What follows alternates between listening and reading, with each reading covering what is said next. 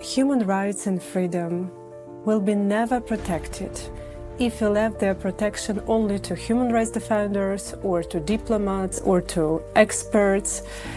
It's a task and obligation for ordinary people in different countries in the world. So to fight for our freedom, it's our common obligation.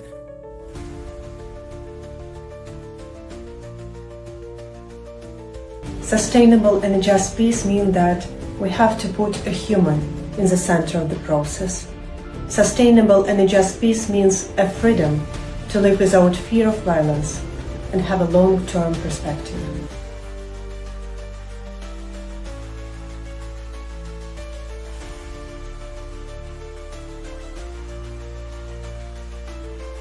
If we want to prevent wars in the future, we have to punish the states and their leaders who start such wars in the present.